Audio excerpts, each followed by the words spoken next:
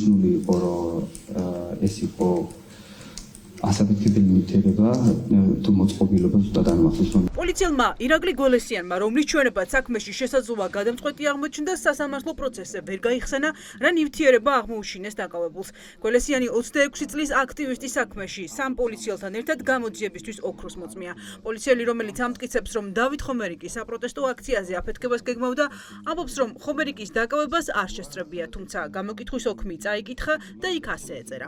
ეწერა, ასევე მახსოვს რომ იყო მისი ცეცხლგამჩენი მოწყობილობა, ნუ რაღაც ასეთი. ხო, განავიდეთ პასუხი და ვკითხეთ ზავისად, იმიტომ რომ ბატონმა თქვა აბსოლუტურად გულწრფელად, მაგრამ აბსოლუტურად შეცდომით, რომ ექსპერტიზასთან შეეწერა, რომ ასაფეთქებელი ნივთიერება იყო და ბატონმა დაიხმარა, რომ არა ასაფეთქებელი არ იყო, აალებადი ასაფეთქებელი ნივთიერება, აალებადი ნივთიერება თუ მოწყობილობა რაღაც ესეთი ეწერა. არ გახსოვს ესე იგი დეტალურად არ გახსოვს. 26 წლის დავით ხომერიკი პოლიციამ 2024 წლის 2 დეკემბერს დააკავა. პროკურატურა ბრალდებულს ეგრეთ წოდებული მოლოტოვის კოქტეილის ფლობას ედავება. მას ბრალი აფეთქების მომზადების მუხლით აქვს წარდგენილი. ხომერიკი დუმილის უფლებას იყენებს, ვიდრე პროკურატურა ექსპერტიზის პასუხზელოდება სასამართლოში მოწმე პოლიციელებს კითხავს, რომლებსაც საქმე უბრალოდ წაკითხული არ აქვთ. მიუთითა ზოგადად საქმეზე არსებულ მტკიცებულებებზე, მიუთითა რომ არაერთი მტკიცებულება იყო წარმოადგენილი საქმეში, ეხმად ამოღებული მოწყობილობა იყო ცეცხლგამჩენი მოწყობილობა, როგორც შემდგომში დააზუსტა ამ მოწმემ. მამაშია საქმე.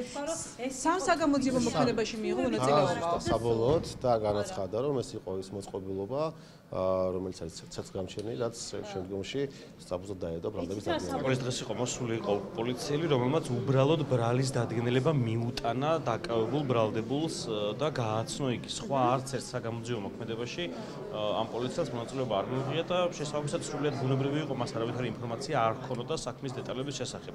თუმცა მიუხედავად ამისა, რატომღაც მაინც გამოვიდო თავი და თქვა, რომ ექსპერტიზის დასკვნაში ეწერაო, რომ ასაფეთქებელი ნივთიერება ჰქონდა მას თანო, რაც გახლავთ სიცრუე. პროევროპულ აქციებზე დგომას რეჟიმის მსახურები არავის პატიობენ. ასე მოხდა ნიკა ნარსიას შემთხვევაშიც. დღეს აქტივისტს გზის გადაკეტვას ედავებოდნენ. სანქცირებული მოსამართლე ნინო ენუქიძე შინაგან საქმეთა სამინისტროს ამტკიცებულებას დაეყრდნო. გაცრეცილ ფურცელს, რომლითაც შინაგან საქმეთა სამინისტრო ამტკიცებდა, რომ იქ გამოსახული უცნობი პირი ნიკა ნარსია იყო. სახლში მისული ნიკა ნარსია სასამართლომ თავიდან მე-12-ად დააჯარიმა. ავტორი სანქცირებული ენუქიძე იყო მოსამართლე და ეს მტკიცებულება ქვას ხეთქავს მართლა, ამდენი არ მიცინათ ეს პროცესი. უბრალოდ სანქციო იყო ძალიან, მაგრამ დღესთან ფასდაკლება ქონდათ 4 საქმე გამიერთიანეს და 500 ლარი დამჭირეს ჯარიმა. მტკიცებულება, რომელიც მოსამართლეს რავზე ეჭვი მე ამას მე ვერ სულ ჩემთავს და იმან როგორ მისულ მართლა არის.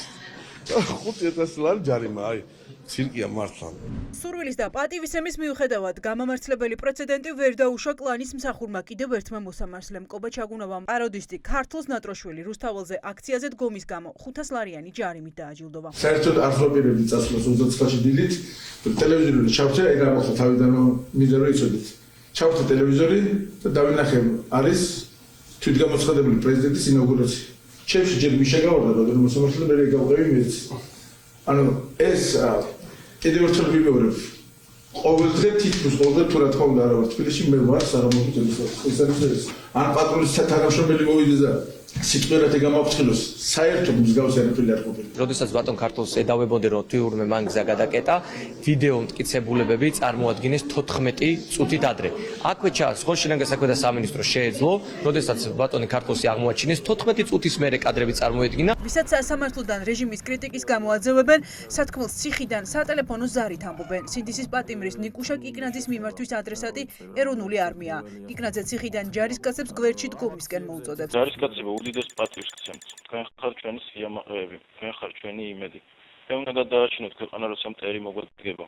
თქვენ უნდა უშველოთ საქართველოს, როცა უჭირს. ახლა ქვეყნის ყოფნა არ ყოფნა კითხვის ნიშნის არის. როგორც შეგვიძლია ისე ვიბრძვით გადასარჩენად. თქვენ უნდა დაგვიდეთ გვერდში. თქვენ უნდა გვიშველოთ.